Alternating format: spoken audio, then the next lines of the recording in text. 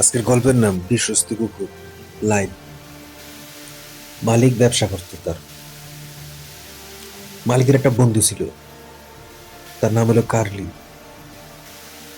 Curly প্রতিদিন মালিকের সাথে আড্ডা দেওয়ার জন্য আসতো।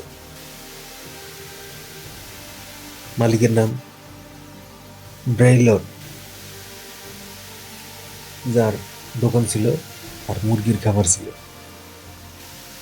কুকুর একদিন খেয়াল করে দেখলো মালিকের সাথে যখন তার বন্ধু কথা বলে, তার মাইক্রো এক্সপ্রেশন সন্দেহজনক।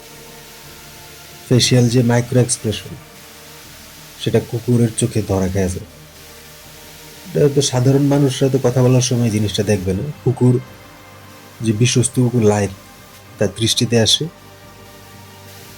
এবং সত্যি সত্যি একদিন রাতে মালিক যখন ঘুমেছিল, কুকুর সজাগ ছিল। কুকুর দেখে তার সেই বিশ্বাসঘাতক বন্ধু কার্লি অনেকগুলো ডাকাত নিয়ে আসছে ডাকাতি করার জন্য, আর ব্রেলটকে হত্যা করার জন্য অনেক অস্ত্র নিয়ে আসছে। তখন যেই বিশ্বস্ত কুকুর, সে মুরগির খামারের ভিতর ঢুকে আর সেখান থেকে ঘেউ ঘেউ করে, জানালা দিয়ে সে ঘেউ ঘেউ করতে থাকে। ডাকাতরা তখন, আর বন্ধু কার্লি যে ডাকাত নিয়ে আসছিল, তারা তখন কুকুরটাকে হত্যা করার জন্য খামারের ভিতর আসে। মুরগির খামারের ভিতর সাথে সাথে কুকুর মুরগির খামারের উপরের ভেন্টিলেটর ভেঙে বের হয়। ভেন্টিলেটর ভেঙে কুকুর বাইরে এলো মুরগির খামারিতে।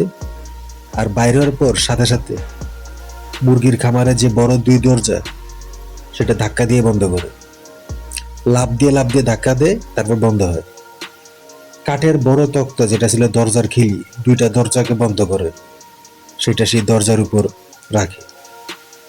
বিশাল বড় মুরগির খামারের ভিতর আটকা পড়ল কার্লি আর ডাকাতরা। কুকুরের কারণে, বিশ্বস্ত কুকুরের কারণে রক্ষা পেল মালিক ব্রেলট।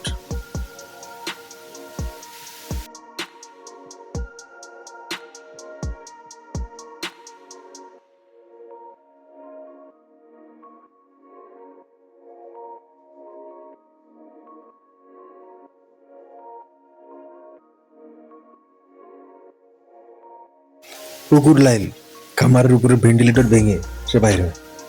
কারণ খামারের উপরের ছোট্ট ভেন্টিলেটর দিয়ে কোনোদিনও কার্লি আর ডাকাতরা বাইরে যেতে পারবে না। তারা জানালাও ভাঙতে পারবে না, অনেক সময়ের ব্যাপার।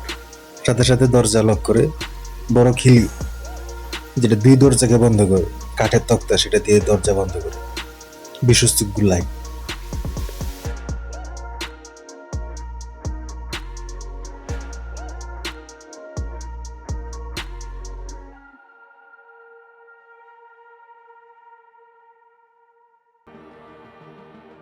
এই কুকুর, যে বিশ্বস্ত কুকুর লাইল, তার প্রায় সময় সে খেয়াল করে দেখতো যে মালিকের সাথে, মালিক ব্রেলটের সাথে যখন বন্ধু কার্লি কথা বলে, তার ফেসিয়াল যে মাইক্রো এক্সপ্রেশন, সেটা কথা বলার সময় মানুষরা খেয়াল না করলেও কুকুর শনাক্ত করতে পারে।